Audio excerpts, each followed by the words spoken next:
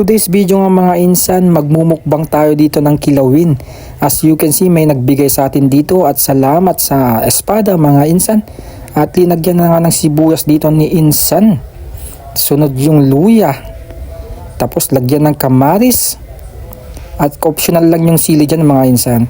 At tapos kalamansi. At lagyan ng asin dyan pampalasa mga insan. Nakatakam na naman si insan dyan. Oh, hinahalo ni insan yan para maghalo yung mga mixture, tasty at saka yung mga ingredients mga insan. Naku, sarap na si insan. Wow!